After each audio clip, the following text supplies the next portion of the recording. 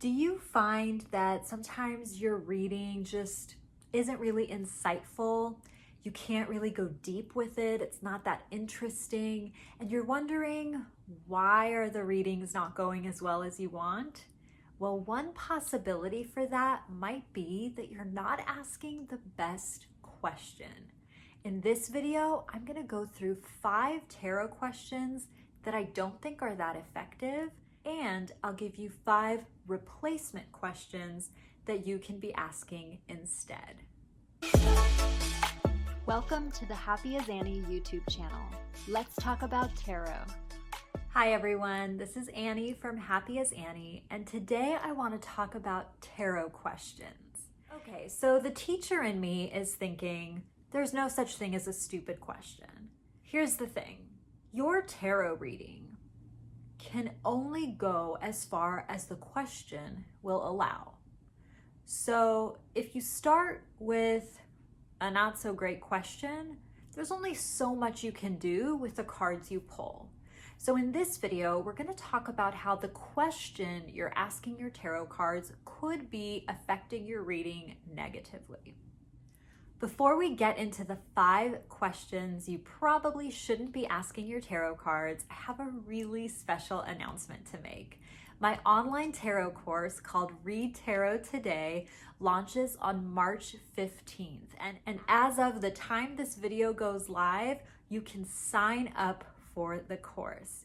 Now I've included a link to the Read Tarot Today course in the description below this video, so you can click on that to get all the details about this course, what you'll get, what it covers, who it's perfect for, who should probably not take the class, and learn all about it. And if you decide it's for you, you can sign up at that link as well.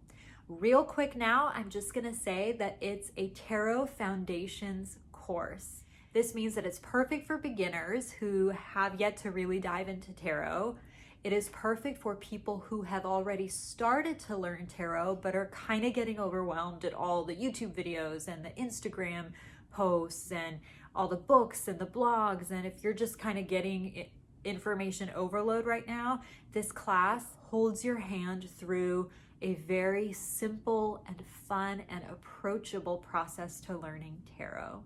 So take a look at readtarottoday.com to get all the information about the class and sign up if you're into that.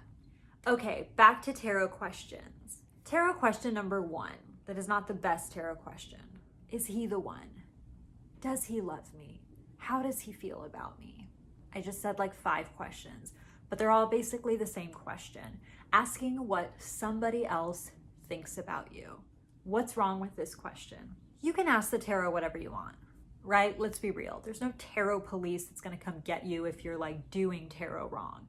But I want to share with you my experience and my opinions about the best way to use tarot, or how tarot can be most effectively put to use for you. Now, the problem I see with asking, is he into me? Does he love me? How does he feel about me? Is that it puts the focus on the other person in the relationship. And I think that's problematic. I know there's mystery to it. You obviously don't know what the other person's thinking because you're not a mind reader, and you want some insight about this relationship to give you advice on how to proceed, right? I get that. But I think tarot is a powerful tool for self-empowerment. And I also think that sometimes in relationships, especially when we feel neglected, or if we're suffering from low self-esteem at the time, we spend way too much time putting stock in what the potential partner or existing partner thinks about us. I know I've been there before in relationships. I think more importantly, you should be worried about what you are feeling in the relationship. Instead, I suggest asking, how do I feel about this relationship? I've heard a lot of tarot readers go, honey, if you're asking me, then the answer is no. And I wouldn't go that far. I do, however, think that there is some truth to that kind of harsh and rude statement, in that if you are questioning how the other person feels about you, You are definitely experiencing some feelings, possibly negative, and I am more interested in how you are feeling, how you are being served in this relationship, how you feel like you are being seen or appreciated in this relationship, and I am more about that. So I would replace "does he love me" with "how do I feel in this relationship?" Tarot question number 2 that I think is not the greatest question to ask. Something like, will I get the job? Now, what's wrong with this? I am all about asking tarot career and business advice. So what's wrong with, will I get the job? The reason I'm using this as an example as a not so effective question is because it's a yes/no question. And this is highly controversial. And again, at the end of the day, you can ask your tarot cards whatever the hell you want to ask them. However, yes/no questions are problematic to me for a lot of reasons. One, they're just kind of uninteresting. Should I take this job offer? No. Okay? That's not really interesting to me. It's also not interesting to me because I don't think tarot is built for yes or no questions. A lot of theories and or systems of like, well, this suit is a yes and this suit is a no, and these major arcanas are yes, and if you get this and that, it's a no. Like, a lot of that exists, and it almost becomes like luck of the draw and superstition at that point. Like, I got a wand, it must be a yes. Like, that's so superficial to me. Like, well, what do you mean? Like, which wand is it? Is it the 6 of wands? Because then maybe, yeah, that's a yes. But is it the 10 of wands? That's a really like burdensome card, so maybe that's a no. So when it's like super shallow sound bites of tarot information like that, that turns me off because I don't think that's how tarot works. So what should you ask instead of, should I take this job offer? Turn it into an open-ended question. But an open-ended question cannot be answered by a simple yes or no. And usually the way you frame an open-ended question is by starting with words like what, how, or why. So to take this job offer example, instead of saying, should I take this job offer? I might ask the tarot instead, how does this job offer align with my highest good?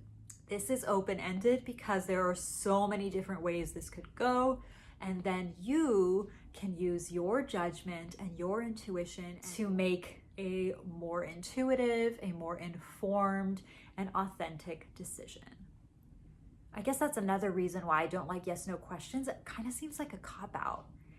And tarot, very importantly, should not be replacing your own judgment system. Tarot is not a crutch for indecisive people. It's not a way to get out of making your own choices. I feel like yes/no questions tend to take us in that direction, which is not very empowering to me. Let's move on to bad tarot question number 3. Am I pregnant? What's the sex of the baby?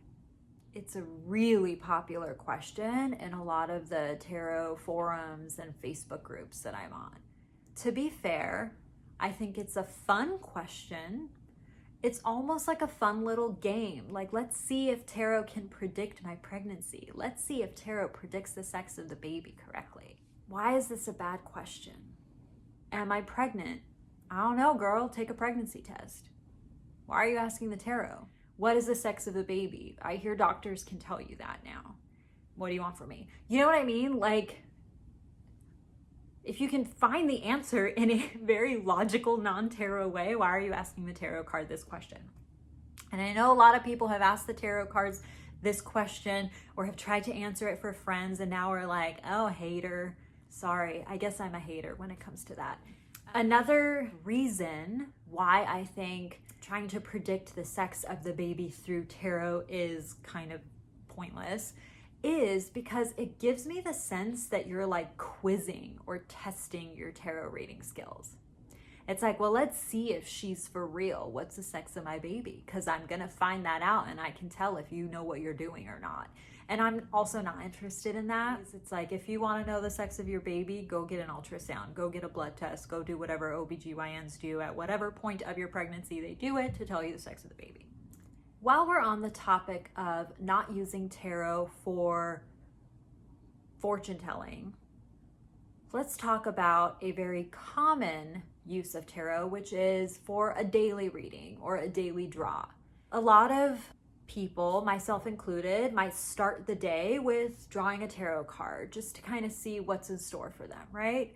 So a lot of people will draw a card and ask something like, what's going to happen to me today? This is a big no for me. Again, tarot is not about fortune telling, at least for me. It's not about predicting the future. But even if it were, what does this really tell you? You know, there's some people that really like spoilers. Like, I guess it's serving you in that way, assuming it's true. But asking what's going to happen to me today doesn't really help me. Okay, what's going to happen to me today? You draw a card and the card says, oh, someone's really going to piss you off today. Cool. What do I do with that information? Like, that doesn't really help me. Or like, what's going to happen today? You will receive some news today. Okay, cool. I guess it's like a fun horoscope type situation, but like that doesn't really do anything for me. So here is my replacement question for a daily reading. Instead, ask something more reflective and empowering, such as my personal favorite, how can I show up as my best self today? I love asking that for my daily draw.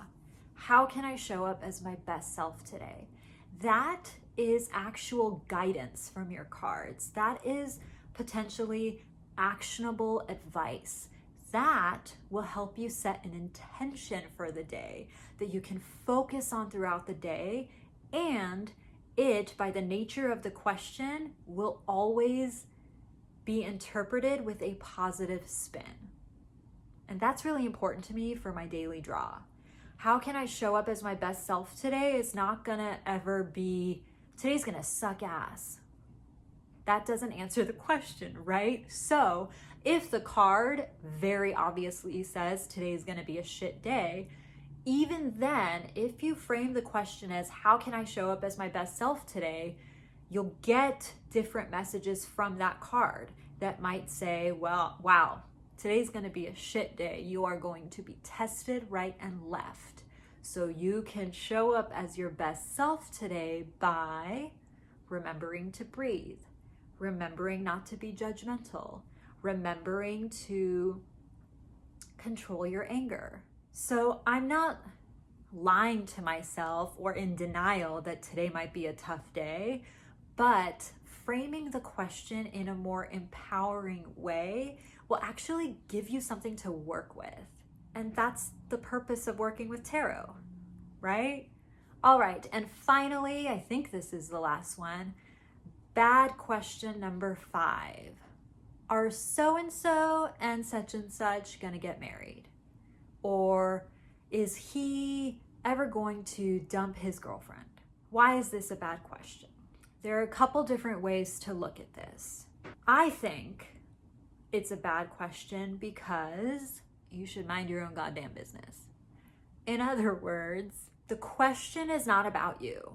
When the question is totally about someone else, I mean, at that point, you're like gossiping with your tarot cards, which I can see the appeal of. It's kind of fun. You're just gossiping. But again, this gets into like the fun game playing thing with tarot, which is cool if that's what you want to do.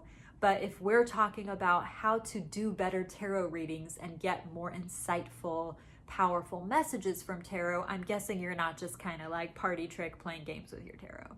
So in that sense, asking about third parties where the question has nothing to do with you is not a very productive, helpful use of your time and the tarot cards and your intuition and energy in reading the cards. Another way that I've heard people look at this that I don't necessarily disagree with, I just don't really fully understand and adopt this view, is that a lot of people say that you can't tap into energies without that person's consent, meaning you can't read for someone without that person's consent. This is a little kind of like woo-woo way of looking at tarot, and I'm not using the word woo-woo in a derogatory way, but it's a more specific kind of mystical way of looking at tarot that talks about tarot like you're literally like channeling someone's energy or like spiritually connecting with someone's energy, kind of like mediumship or channeling. So in that sense,